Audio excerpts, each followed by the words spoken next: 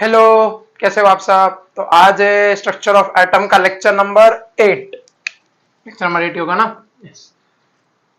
Structure of atom lecture 8। मेरे ख्याल से नहीं दिख रहा होगा, कोई बात नहीं, हमें उससे मतलब है भी नहीं, हमें पता है हमारा कौन चैप्टर चालू है। हाँ ठीक है, structure of atom lecture number 8। आज का हमारा टॉपिक है मेनली कमियां। किसकी कमियां? मैंने लास्ट सेक्शन में आपको बताया था कमियां होगी। आज है बोहर भाई साहब की कमियां। तो आपके टेक्स्ट बुक में ना पीछे एक सवाल दे रखा है, right the demerits of Bohr atomic model. अब वो एग्जाम में आ सकता है 4 से 5 नंबर के लिए, और आपकी टेक्स्ट बुक में 2 पॉइंट दे रखे हैं। तो 2 पॉइंट लिख के आप 5 नंबर उम्मीद नहीं कर सकते हो। तो मैं जब पढ़ रहा था तो मेरे टाइम पे जो मैंने नोट्स बनाए थे मैं आपको वही लिखवा दे रहा हूं। मतलब सारे पॉइंट्स कवर है, बिकॉज देखो आपके टेक्स्ट बुक में लिखा सारे पॉइंट्स है, बात सही है, लेकिन क्या है ना, अलग अलग जगह पर लिखा है सब कुछ। कभी इधर लिखा है कभी उधर लिखा है, डीमेरिट्स एक जगह पे नहीं लिखे हैं। तो डीमेरिट्स मैंने एक जगह पे लाके रख दिए हैं। जैसे कि वो एंगुलर मोमेंटम वाला कॉन्सेप्ट, वो था new classical law of physics, और हमारा इलेक्ट्रॉन प्रोटॉन ये सब क्या होता है, क्वांटम मैकेनिक्स। तो इसने मिला दिया, तो ये सब उसकी कमियां थी। तो आइए देखते हैं, आप भी नोट्स बनाना चालू कर दीजिए, मैं लिखना शुरू कर रहा हूं। ठीक है, सबसे पहला, it is not valid for multi electronic species. ये दिख रहा है कि नहीं दिख रहा? अरे एकदम सही दिख रहा है। It is not valid for multi electronic species. दूसरा था, दूसरी कमियां थी इसकी, ही used quantum theory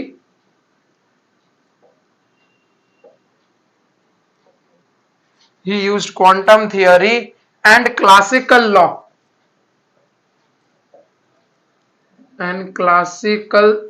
law of physics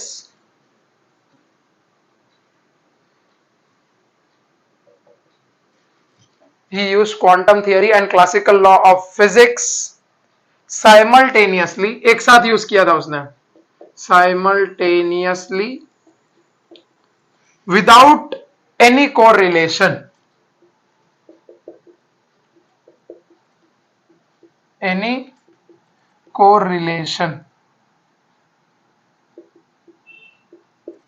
कहा जाता है ये उसकी सबसे बड़ी कमी थी, सब बिगेस्ट ड्रॉबैक, ये वाली कमी सबसे बड़ी थी। फिर उसके बाद ये बबुआ एक और चीज बताने में फेल हो गया था। क्या चीज बताने में फेल हो गया था? He was unable two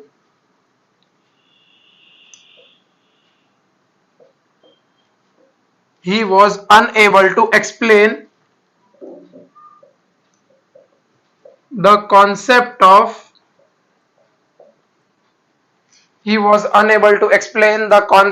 of fine spectral line.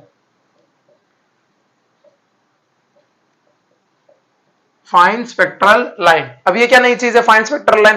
तो उसने ये तो बताया था, स्पेक्ट्रल लाइन तो पता है ना आपको, हमने आज सुबह ही पढ़ा है। आज सुबह आप जब पढ़ रहे रहोगे, सुबह होगी शाम होगी रात होगी, ठीक है। तो आज हमने पढ़ा है, मतलब लास्ट लेक्चर में हमने पढ़ा ना कि हाइड्रोजन स्पेक्ट्रम था ऐसा कुछ, तो ऐसी लाइंस आ रही थी, याद आ रहा है कुछ कुछ? हाँ, तो इसी को तो हम लोग बोलते हैं लाइंस। और ये लाइंस क्या दिखा रही थी? Spectral lines. स्पेक्ट्रम बनाया था ना हाइड्रोजन स्पेक्ट्रम, इसको हम लोग हाइड्रोजन स्पेक्ट्रम बोलते हैं। और ये लाइंस क्या बताती है? स्पेक्ट्रल लाइंस बताती है। तो ये बउआ फेल हो गया था, क्या बताने के लिए? बउआ फेल हो गया था fine spectral line, concept of fine spectral line. अब ये क्या नई चीज है? जैसे कि देखो रुदरफोर्ड क्या नहीं बता पाया? Spectral lines. इस बउआ ने बता दिया स्पेक्ट्रल लाइन, तो क्या नहीं बता पाया? Fine spectral line. तो ऐसे कनेक्ट करके आप चलोगे ना तो आप समझ जाओगे क्या होता है। बताते हैं, सांस ले लो। अरे मेरा दुस्तर किधर गया? उधर है। बताते हैं सब बताएंगे, पहले नोट कर लीजिए।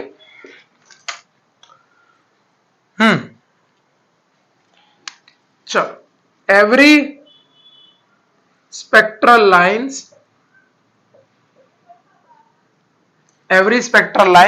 consist of consists of several small spectral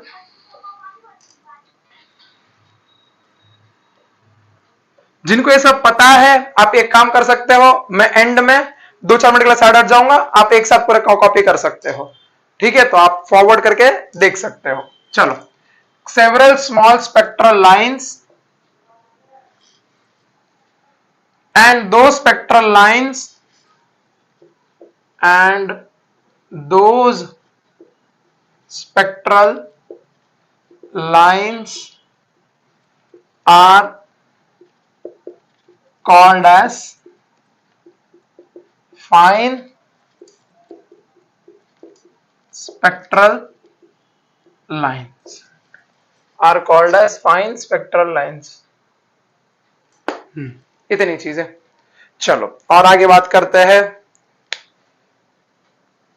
अब स्पेक्ट्रल लाइन है फाइन, तो इसको कैसे देखा जा सकता है? तो इसको देखा जा सकता है which can be observed, which can be observed by the help of, ये आपकी किताब में मेंशन है, by the help of, सब कुछ ही मेंशन है, लेकिन उन्होंने ये देखो, ये वाला जो पॉइंट है ना, ये वाला क्वांटम थियरी और क्लासिकल लॉ ऑफ फिजिक्स, ये आपकी किताब में लिखा नहीं है, क्योंकि वो समझ के चल रहे कि आपको पता होगा ऐसा। तो ये उसका सबसे बड़ा ड्रॉबैक था, आपकी किताब में मेंशन नहीं है ये, लेकिन ये आपको लिख के आना है एग्जाम में। आप अगर कोई भी क्या बोलते हैं वेबसाइट में अगर आप जाके आंसर इसका फाइंड करोगे, उसमें पॉइंट आपको मिलेगा, ठीक है? हाँ, which can be observe by the help of high resolution spectroscope. अब सर ये क्या नई चीज है स्पेक्ट्रोस्कोप? देखो जैसे कि मेरे को अगर रेनबो देखना है, ठीक है, तो हम क्या करते हैं, हमने आपको बताया था एक प्रिज्म लो, एक प्रिज्म लो, इस प्रिज्म से व्हाइट लाइट पास करो, तो इसमें से 7 कलर मेरे को दिखेंगे अलग अलग। वो 7 कलर कौन से होते हैं? विबग्योर होता है, सबको ही पता है, रेनबो कलर होता है, राइट? तो ये जो चीज यूज करते हैं, ये प्रिज्म, इसको हम लोग बोलते हैं स्पेक्ट्रोस्कोप। क्या बोलते हैं? स्पेक्ट्रोस्कोप। अब स्पेक्ट्रोस्कोप का रिजोल्यूशन बढ़ा दो, रिजोल्यूशन बढ़ा दो मतलब कि मान लो आपने 100 वाला स्पेक्ट्रोस्कोप लाया था, मतलब इसका पावर है 100, अगर 100 का है तो 1,00,000 पावर वाला लेके आओ। तो जैसे वो 1,00,000 पावर वाला लेके आओगे, तो उसके अंदर से अगर ये पास करोगे तो आपको कुछ इस प्रकार से मिलेगा कि ये जो लाइन है, इसके अंदर से छोटी छोटी और लाइन मिलेगी आपको, ये इस तरीके से हर एक के अंदर।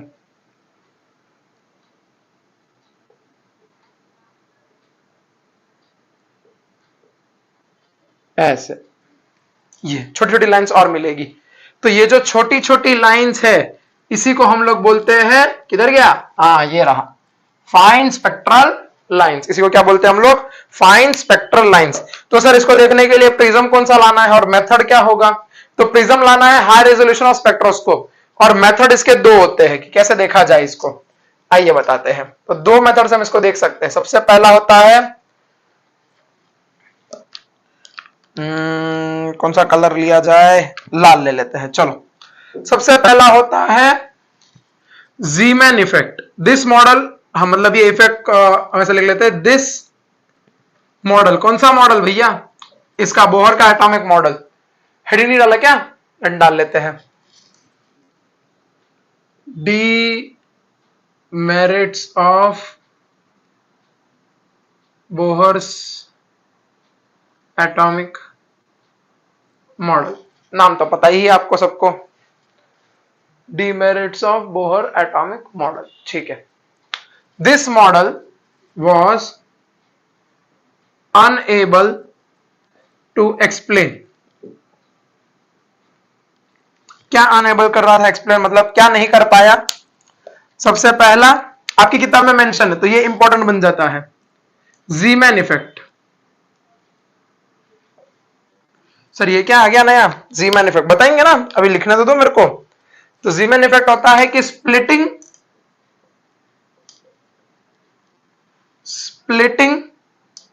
Of spectral lines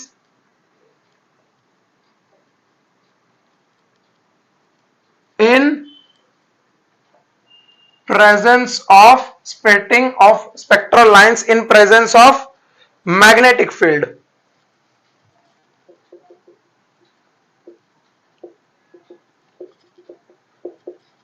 in presence of magnetic field के स्प्लिटिंग स्पेक्ट्रल लाइन जो है, जो मैंने अभी बताया छोटी छोटी लाइंस, उसको या तो तुम स्पेक्ट्रोस्कोप से देखो, या तो प्रिज्म से देखो, या तो दूसरा क्या लगो मैग्नेटिक फील्ड। मैग्नेटिक फील्ड मतलब पता है ना, दो लोहे चुंबक लेके आओ, लोहे चुंबक तो पता है ना मैग्नेट होते हैं, नॉर्थ साउथ जिसका पोल होता है, वो लेके आओ, उसके अंदर से अगर आप पास करोगे किसको, स्पेक्ट्रल लाइंस को, तो छोटी छोटी और लाइनें मिलेगी, उसी को तो हम लोग बोलते हैं splitting of spectral lines.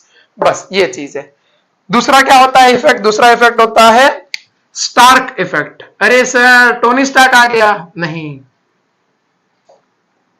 Tony Stark नहीं है बबुआ। हाँ मतलब आप मान सकते हो टोनी स्टार्क, क्योंकि रिलेटेड है, बताते हैं कैसे कैसे। टोनी स्टार्क का सारा खेल था बिजली के ऊपर, उसने नया आर्क रिएक्टर बनाया था इलेक्ट्रिसिटी की मदद से, बस वो ध्यान में रखना। तो splitting of spectral lines in presence of electric field, समझे, पक्का समझ गए, बहुत बढ़िया। तो टोनी स्टार्क से क्या याद रखना है, बिजली, बिजली मतलब स्टार्क इफेक्ट कौन सा होगा, इलेक्ट्रिक फील्ड। दूसरा सर ये कैसे याद करेंगे, देखो जी मैन में क्या आता है, एम आता है, मैग्नेटिक फील्ड में क्या आता है, एम आता है, वैसे याद कर लेना। दोनों याद करने का तरीका आपको बता दिए, आपको जैसे याद रहे वैसे याद रखना। मैं तो बोलूंगा कोई एक याद रखो, स्टार्क इफेक्ट याद है तो पता चल जाएगा बिजली होता है, दूसरा अपने आप याद हो जाता है, क्योंकि एक बिजली यहां आ गई तो मैग्नेटिक तो वहीं पर रहेगा ना, कॉमन सेंस थोड़ा बहुत। हाँ ये चीजें हो गई। इसके बाद इसका एक आखिरी जो सबसे इंपॉर्टेंट ड्रॉबैक था, मतलब बाकी सारे ही है लेकिन इसका एक और था, आईएमपी। और ये वाला भी एक आईएमपी था, किधर गया, ये वाला आईएमपी। जहां जहां आईएमपी लिखा है उसको देख लेना आप, ठीक है। तो क्या था ये, इट हैज अ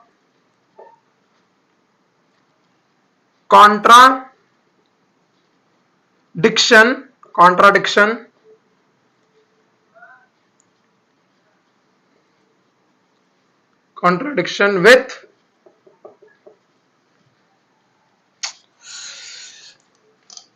माफ करना वो मेरे को अच्छा नहीं लग रहा था, it has a contradiction with Heisenberg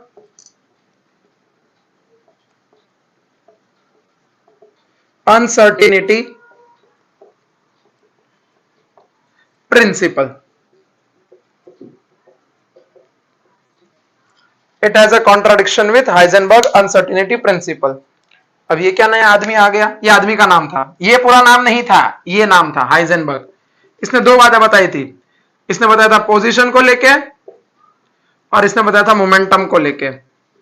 momentum याद करो, आपका दोस्त आया आपसे पूछने क्या होता है मोमेंटम, तो आपने क्या किया था, सामने एक आदमी जा रहा था, उसके ऊपर पत्थर उठा के फेंक दिया था, पत्थर उठाया फेंका, रस्सी से बांध के नहीं, सीधा ऐसा फेंक दिया था, उसी को तो मोमेंटम बोलते हैं, और रस्सी से बांध के दिया तो angular momentum.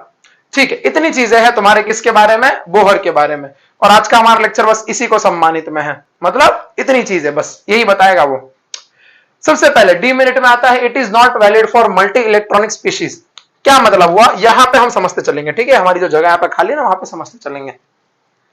It is not valid for multi electronic species, इसका मतलब क्या हुआ, आपने सुना रहेगा, मैंने कभी भी अभी बोर जब से चालू किया तब से मैं आपको बोल रहा हूं कि सिंगल इलेक्ट्रॉनिक स्पीशीज चालू है, सिंगल इलेक्ट्रॉनिक, या फिर ये सुना रहेगा हाइड्रोजन या हाइड्रोजन लाइक स्पीशीज, ये तो सुना है, हाइड्रोजन या हाइड्रोजन लाइक स्पीशीज, मतलब कि हाइड्रोजन के लिए वैलिड है, He+ के लिए वैलिड है, Li+2 के लिए वैलिड है, सोडियम +10 के लिए वैलिड है, फिर बेरिलियम +3 के लिए वैलिड है, इन सब के लिए वैलिड है, बिकॉज इन सब में इलेक्ट्रॉन कितना है, एक एक इलेक्ट्रॉन।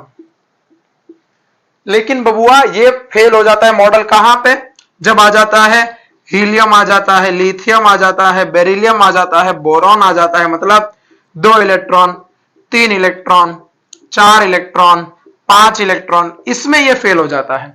वो सिर्फ किसके लिए बता पाया है? एक इलेक्ट्रॉन के लिए। मल्टी इलेक्ट्रॉन, इसको मल्टी बोलेंगे ना, एक से ज्यादा मतलब मल्टी इलेक्ट्रॉन के लिए वो क्या हो जाता है? मॉडल फेल हो जाता है। सबसे पहली कमी वो। दूसरी कमी ये थी, क्वांटम थियरी और क्लासिकल लॉ ऑफ फिजिक्स को उसने एक साथ साइमल्टेनियसली इस्तेमाल किया था।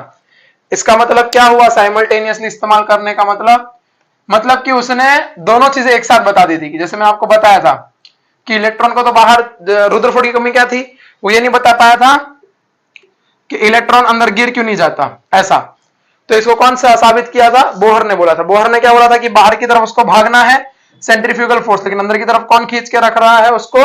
उसका चार्ज खींच के रख रहा है, ये प्रोटॉन खींच के रख रहा है। तो यहां पे जो उसने कॉन्सेप्ट लगाया था, वो कॉन्सेप्ट लगाया था उसने पत्थर वाला, गोल घुमा के, कि पत्थर को तो बाहर जाना है लेकिन अंदर की तरफ उसको रस्सी पकड़ के रखी है। जो पत्थर है हमारा, उसको तो गोल घूम घूम के बाहर जाना है। आपने ये तो किया था, गोल घुमाया था और रस्सी छोड़ दी थी, तो पत्थर बाहर भाग गया था, राइट। तो पत्थर को तो बाहर जाना है लेकिन उसको रस्सी पकड़ के रख रही है। तो वो कॉन्सेप्ट इसने इलेक्ट्रॉन में लगा दिया। वो कॉन्सेप्ट वो हम देख सकते हैं, क्लासिकल लॉ है वो फिजिक्स का, न्यूटन वाला बाबुआ। यहां पे उसने लगा दिया एटम में। तो भैया साइमल्टेनियसली विदाउट एनी कोरिलेशन हो गया उसका खेल तमाम। He was unable to explain the concept of fine spectral line. तो फाइन स्पेक्ट्रल लाइन क्या होती है मैंने आपको बता दिया है। जो स्पेक्ट्रल लाइन है उसके अंदर भी छोटी छोटी छोटी छोटी लाइंस होती है, उसको हम बोलते हैं fine spectral lines. Every spectral line consists of several small spectral lines and those spectral lines are called as fine spectral lines. ये स्पेक्ट्रल लाइन का मतलब क्या होता है? ये लिखा है कि हर स्पेक्ट्रल लाइन में every spectral line मैं आपको बताते जा रहा हूं, साथ ही साथ आप भी देखते रहिए। एक सेकंड ना, मेरी मार्कर मेरे को ले लेने दो।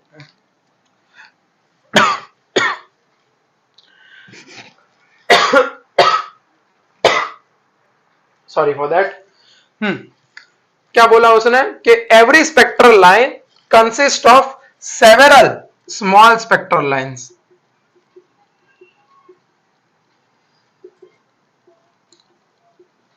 ऐसे small spectral lines which was, उसको क्या बोलते हैं? दो स्पेक्ट्रल लाइंस, इनको क्या बोलते हैं? Fine spectral lines. फाइन यानी कि बहुत छोटी, फाइन स्पेक्ट्रल लाइन। जैसे कभी माइक्रोस्कोप अगर आपने कॉलेज में या स्कूल में इस्तेमाल किया रहेगा तो उसमें एक आता है एडजस्टमेंट और दूसरा आता है फाइन एडजस्टमेंट। मतलब फाइन का मतलब बहुत छोटा एडजस्टमेंट, ठीक है। नहीं देखा तो कॉलेज में देखोगे, चिंता वाली बात नहीं है। अब इन स्पेक्ट्रल लाइन को हम कैसे देख सकते हैं? छोटी छोटी ये ब्लू कलर की ऐसे दिखती है? नहीं, आंखों से नहीं दिखती भैया, ऐसे दिखाई जाती है। Which can be observe with the help of high resolution spectroscope. चाहिए तो ब्रैकेट में लिख लेना प्रिज्म।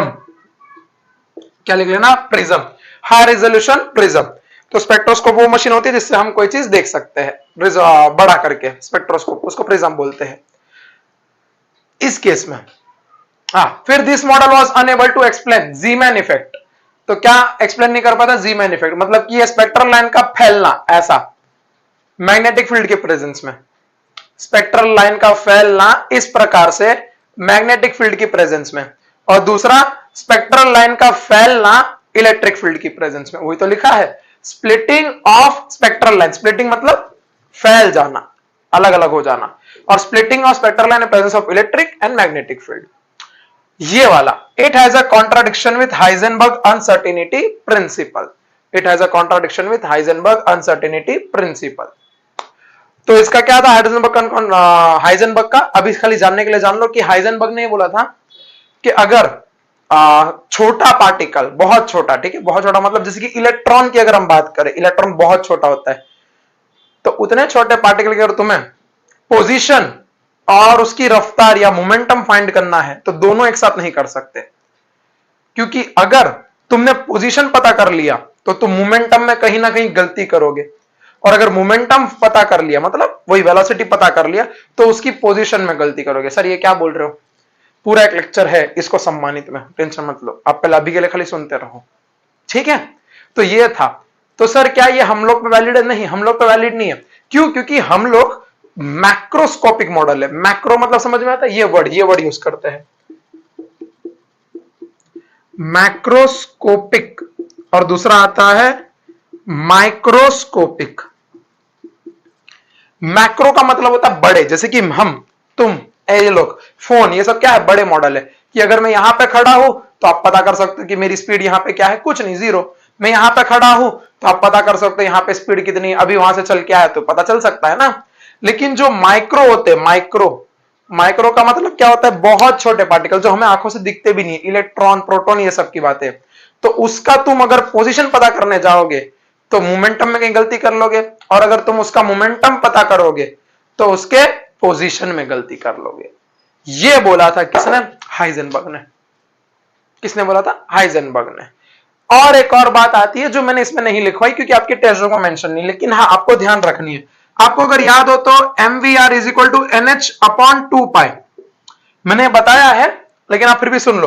क्या बोला था कि एंगुलर मोमेंटम एक फिक्स कांस्टेंट का मल्टीपल आ रहा था। कौन सा multiple, positive integral multiple, positive word, positive integral multiple आ रहा था।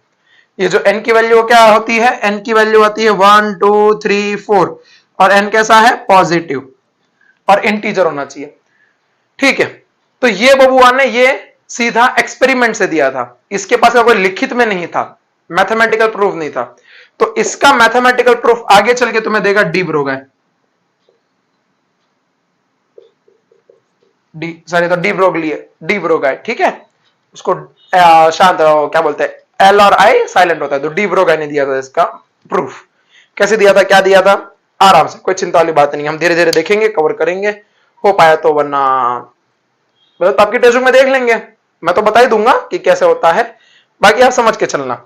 आपको ये इंपॉर्टेंट नहीं है, आपको इंपॉर्टेंट ये है कि डी ब्रोगाय और हाइजेनबर्ग ने इसकी जो कमियां थी उसको आगे क्या किया था, सुधारा था। तो आज का लेक्चर मेरे ख्याल से इतना ही रखते हैं हम। आप ये नोट कर लीजिए एकदम अच्छे से मस्त, देखो पूरे नोट्स बना के दे दिए हैं मैंने, ठीक है। तो आज के लिए इतना ही, बाकी हमें हट जाता हूं एक बार, लो कर लो, कॉपी कर लो आराम से, कर लिया, चलो बहुत बढ़िया, हाँ स्क्रीनशॉट ले लेना। तो आज के लेक्चर के लिए इतना ही, बाकी पढ़ते रहिए। ये देखो ये इतना लिख के आओगे 5 नंबर पूरे मिलेंगे आपको, 5 से 4 नंबर, ठीक है। बस फिर थैंक यू सो मच।